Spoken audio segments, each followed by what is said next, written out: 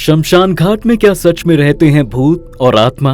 दोस्तों, हमें बचपन से बताया और सिखाया जाता है कि शमशान घाट से दूर ही रहना चाहिए क्योंकि वहां पर भूत, प्रेत और बुरी आत्माओं का वास रहता है। लेकिन फिर कई लोगों के मन में ये सवाल रहता है कि क्या सच में शमशान घाट में बुरी आत्माओं का वास होता है, और वो कौन सी आत्मा होती हैं जो भगवान के पास जाने की जगह धरती पर रहकर लोगों का विनाश करने में मदद करती हैं। दरअसल हिंदू धर्म में हर व्यक्ति को मृत्यु के बाद शमशान जाना पड़ता है, जहां से उसे मुक्ति मिलती है और वो बैकुंठ धाम की यात्रा पर निकल जाते हैं। लेकिन धरती पर कुछ ऐसे भी लोग होते हैं जिन्हें मरने के बाद मोक्ष की प्राप्ति नहीं होती और वो धरती पर ही रहकर दूसरे जीवित लोगों को परेशान करते हैं, उन्हें कष्ट पहुंचाते हैं और कभी कभी तो उनकी मृत्यु का कारण भी बन जाते हैं। ऐसी आत्माओं को दुष्ट आत्मा कहा जाता है। लेकिन बहुत से लोगों के मन में ये सवाल रहता है दोस्तों कि आत्मा कब दुष्ट आत्मा में परिवर्तित होती है और वो रहती कहाँ है। हिंदू महापुराणों में गरुड़ पुराण के अनुसार एक व्यक्ति की आत्मा को मृत्यु के बाद तब मोक्ष की प्राप्ति नहीं होती जब किसी कारणवश उसकी मृत्यु यमलोक में बैठे चित्रगुप्त के लिखे समय से पहले हो जाती है। ऐसे में उस आत्मा को चित्रगुप्त के दिए समय तक धरती पर ही भटकना होता है और समय पूरा होने के बाद वो यमलोक की अपनी यात्रा शुरू करते हैं। इसके अलावा गरुड़ पुराण के अनुसार ऐसे व्यक्ति को भी मृत्यु के बाद मोक्ष की प्राप्ति नहीं होती जिसने अपने जीवित रहते केवल पाप ही किया हो, हमेशा काम में लीन रहा हो, पराई स्त्री के साथ उसकी अनुमति के बिना प्रेम किया हो, साथ ही जो ईश्वर के स्थान केवल धन की ही पूजा करता हो, ऐसे व्यक्ति को मृत्यु के बाद जल्दी मोक्ष की प्राप्ति नहीं होती।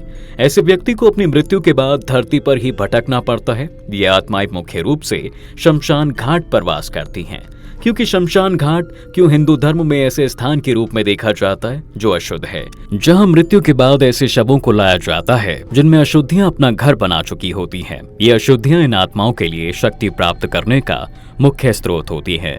इसके अलावा ये माना जाता है कि शमशान में कई तांत्रिक और अघोरी निवास करते हैं और जिस वक्त हम गहरी नींद में होते हैं तब ये अघोरी अपनी तंत्र साधना में लीन रहते हैं। कहा जाता है कि तांत्रिक और अघोरी शमशान में रहकर मुख्य रूप से 3 प्रकार की साधना करते हैं, जिसमें पहला है शमशान साधना, दूसरा शिव साधना और तीसरा है शव साधना। इन तीनों में शव साधना को सबसे ज्यादा खतरनाक और कठिन माना जाता है। कहा जाता है कि ये साधना इतनी खतरनाक होती है कि अघोरी भी इसे करने से पहले कई बार सोचते हैं, क्योंकि इस साधना को आधी रात में शमशान में अकेले रहकर किया जाता है, जिसमें अघोरी चिता के पास बैठकर आसन लगाते हैं और मंत्रों से सिद्धि प्राप्त करने की कोशिश करते हैं। माना जाता है कि एक अघोरी को ये सिद्धि प्राप्त करने में कई सालों का वक्त लगता है। साथ ही सिद्धि को तब पूरा माना जाता है कि अघोरी द्वारा मंत्रों के उच्चारण से जलती चिता से कोई मुर्दा उठकर खड़ा हो जाता है और अघोरी के मंत्रों को दोहराने लगता है। कहा जाता है कि यह बहुत खतरनाक समय होता है, क्योंकि अगर कोई गलती होती है वो आत्मा अघोरी पर ही हमला कर देती है। यही वजह है कि लोगों को शमशान घाट से दूर रहने के लिए ही कहा जाता है। यही नहीं, गरुड़ पुराण में शमशान घाट के आसपास से गुजरने वाले लोगों के लिए कुछ नियमों के बारे में भी बताया गया है। गरुड़ पुराण के अनुसार ऐसे लोगों को शमशान घाट से दूरी बनाकर रखनी चाहिए जिन पर किसी प्रकार का ग्रह दोष हो या उनकी इच्छा शक्ति बहुत कमजोर हो। ऐसे लोगों को शमशान से दूर ही रहना चाहिए, क्योंकि ऐसा माना जाता है कि ऐसे लोगों पर बुरी आत्माएं बहुत जल्दी हावी हो जाती हैं। साथ ही यदि कोई व्यक्ति शमशान घाट या उसके आसपास से गुजरने वाला हो तो उसे कभी भी इत्र या सुगंध वाली चीज नहीं लगानी चाहिए। कहा जाता है कि इत्र और सुगंधित चीजें आत्माओं को अपनी ओर आकर्षित करती हैं।